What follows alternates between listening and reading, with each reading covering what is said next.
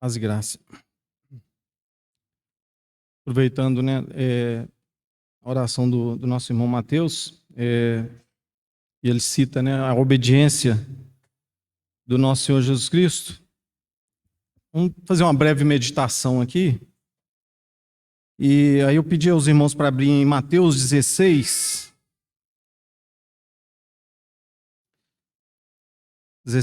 24.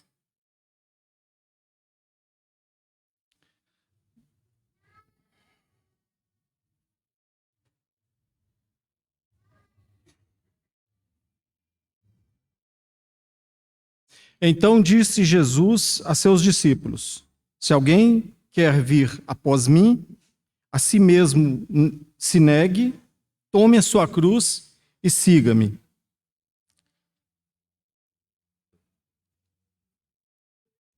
Irmãos, nós estávamos na casa do Levi na sexta-feira e nós fizemos o Levi fez algumas considerações com relação, né, ao risco que nós temos, né, de negar o Senhor, né?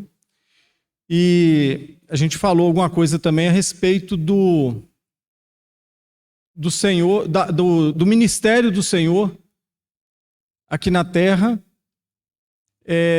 o quanto que ele foi obediente, o quanto que ele negou a si mesmo, e que ele é o maior exemplo, né, que nós temos de renúncia, de obediência, e principalmente nesse quesito de tomar a cruz, né? Então, e a gente ainda falou, né, os irmãos estavam lá, me suportem um pouquinho também, né, com relação a essa tese, mas existem aí alguns livros chamados apócrifos que contam histórias do Senhor Jesus no período que não é relatado nos livros canônicos, né, na Bíblia Sagrada que nós temos.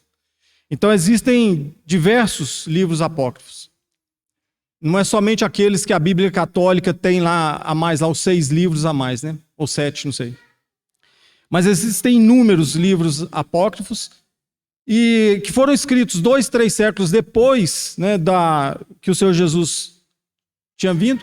E alguns deles contam histórias da infância do Senhor Jesus, contam histórias da adolescência dele, fala de alguns milagres que ele fez, mas não tem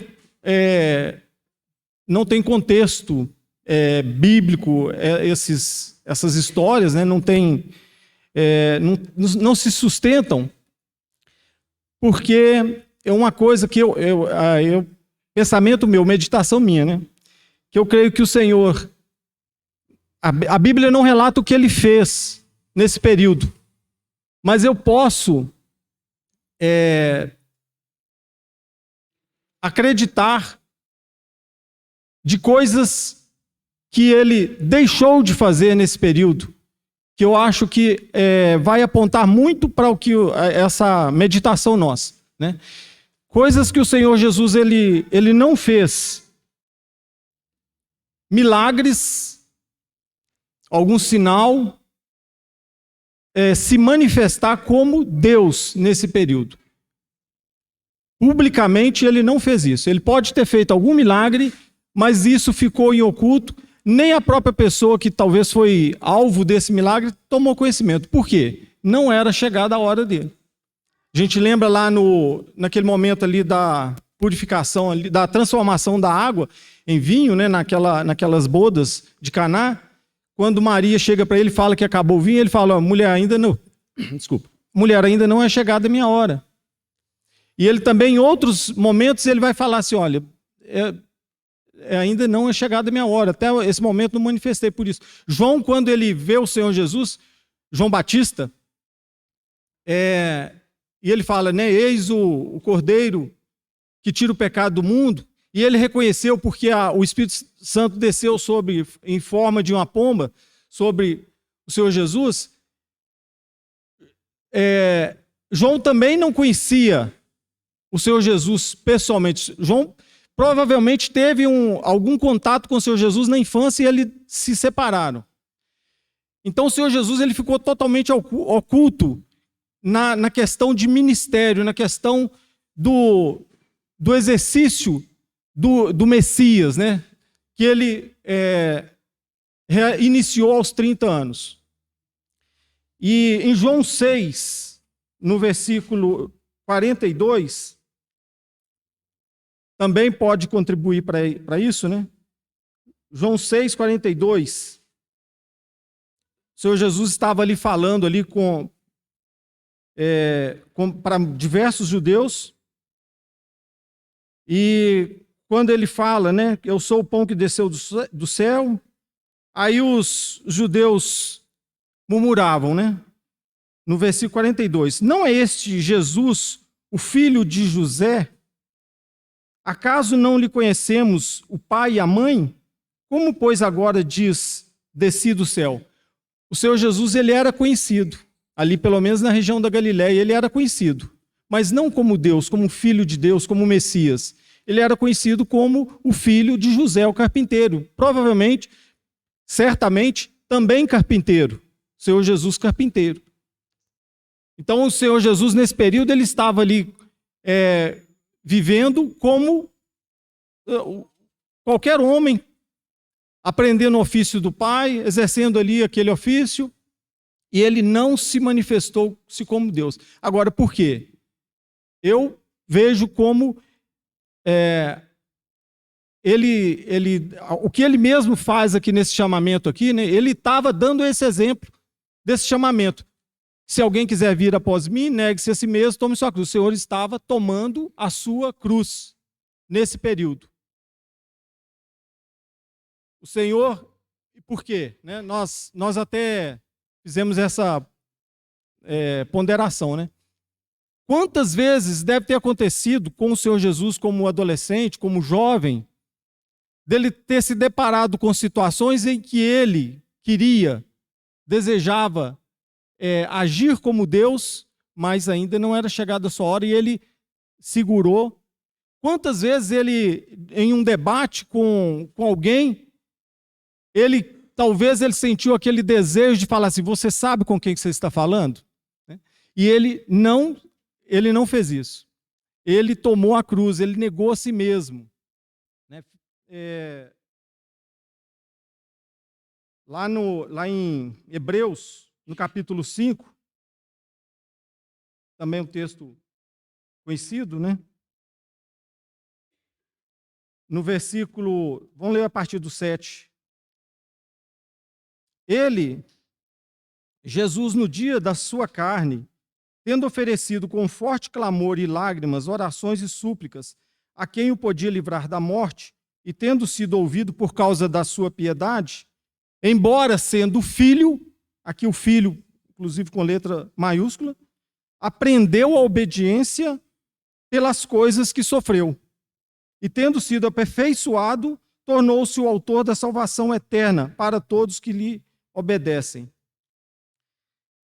O Senhor Jesus, ele estava ali tomando a sua cruz, ele estava sendo obediente, e ele aprendeu a obediência não somente por aquele sofrimento que é relatado nos evangelhos, mas também durante toda a sua vida.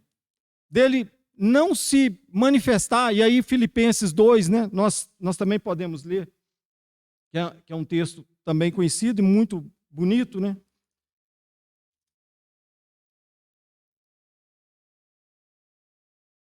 Filipenses 2:5, tende em vós o mesmo sentimento que houve também em Cristo Jesus. Pois ele, subsistindo em forma de Deus, não julgou como usurpação ser igual a Deus. Antes, a si mesmo se esvaziou, assumindo a forma de servo, tornando-se em semelhança de homens, e reconhecido em figura humana. A si mesmo se humilhou, tornou-se obediente até a morte e morte de cruz. Irmãos, e cruz, eu acho que é algo que a gente precisa entender, né? Cada vez, quanto mais a gente entender, melhor é para nós, né? Quando a gente se aproxima dessa mesa, né? Que a gente tem que fazer essa análise, olhar, né? Para nós mesmos, né? Fazer esse exame. Cruz, já foi falado aqui muitas outras vezes também, né? Cruz não é a esposa, não é os filhos, não é sogra, não é o carro velho, não é dívida, não é uma enfermidade. Essas coisas, elas podem até nos ajudar no processo nosso de tomar a cruz. Elas podem até nos ajudar. Cruz é aquilo que mata o nosso eu. Cruz é aquilo que mata o nosso ego.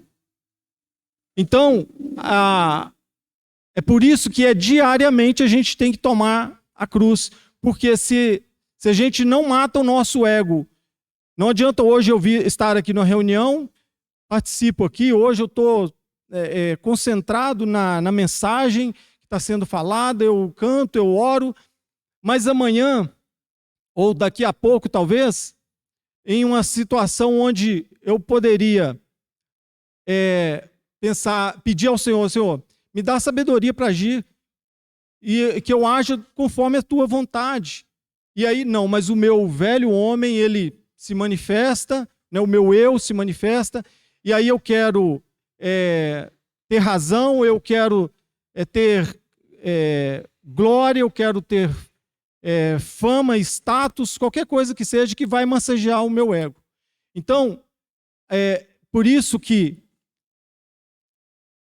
eu vejo que toda essa obra do Senhor Jesus, que não é mencionada, né, esse ministério dele que não é mencionado, mas ele foi pautado nessa premissa, né, nessa de negar a si mesmo, de tomar a sua cruz, de não se manifestar como Deus, porque não era chegada a sua hora. E ele, por isso, ele aprendeu a obediência, né, por essas coisas, tendo sofrido essas coisas. E aí nós temos esse ministério dele de 3 anos aproximadamente, onde aí de fato a gente vê publicamente ele em diversos momentos tomando a sua cruz. Ele teve inúmeras oportunidades para não ir para a cruz. Na tentação ali no deserto, ele por 3 vezes ele teve propostas ali para ele abandonar a cruz. Os próprios familiares dele falaram assim, olha, você não...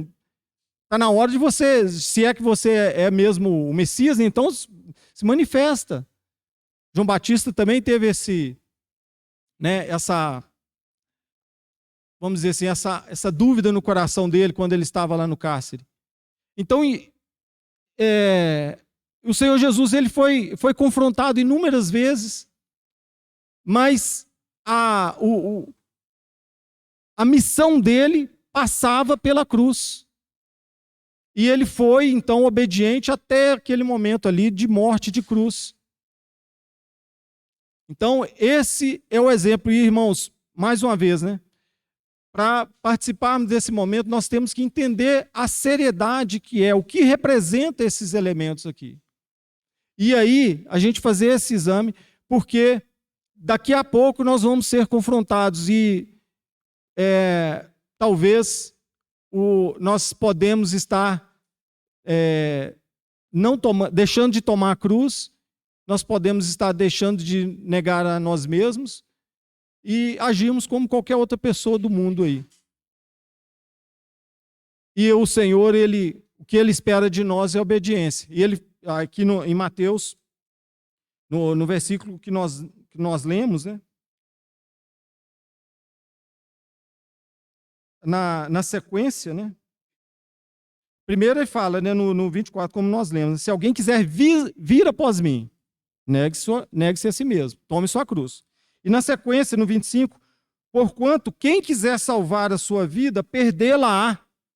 E quem perder a vida por minha causa, achá-la-á. Então, irmãos, é só essa exortação para que a gente participe desse momento com muita reverência, com muito zelo, e que a gente não esqueça disso. Daqui a pouco no almoço, nas nossas conversas, amanhã no nosso dia a dia, né?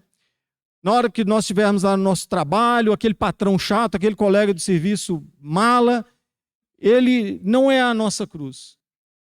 Mas eles podem nos ajudar, né, a fazer esse exercício de tomar essa cruz. Amém? Então, são convidados a participar desse momento todos aqueles que já tomaram essa decisão, que já decidiu por seguir a Cristo e tem tomado a sua cruz, tem negado a si mesmo. São convidados a participar desse momento, né? Então, não é um momento exclusivo aqui dos irmãos que se reúnem aqui, né? Todos aqueles que já creem no Senhor, que já aceitaram a Cristo como Senhor e Salvador de sua vida, são convidados a participar, né? Senhor, nós te agradecemos, ó Deus, por essa lembrança, por essa obra maravilhosa, ó Deus, e nesse momento aqui nós queremos pedir a Ti, Senhor, que o Senhor venha ganhar ainda mais o nosso coração, Senhor, que o Senhor venha nos fazer mais obedientes, ó Deus, mais dispostos a tomar a nossa cruz, ó Pai, para que o nosso homem interior seja fortalecido no Senhor e que haja realidade, Senhor Deus, na nossa prática, Senhor Deus, como cristão, ó Deus, tanto aqui nesse momento, com os nossos cânticos, com as nossas orações, com o nosso movimentar aqui nesse ambiente, Senhor, mas também no nosso dia a dia, Senhor Deus, na nossa semana, Senhor, que possamos manifestar, ó Pai, isto. Nós agradecemos mesmo ao Senhor por essa oportunidade. Que o Senhor abençoe a vida de cada um aqui, venha capturar o coração, Senhor Deus, a mente de cada um aqui, Senhor Deus, para que esse momento seja um momento, de fato, de grande poder, de grande realidade espiritual na vida de cada um, Senhor. É a nossa oração em nome do Senhor Jesus.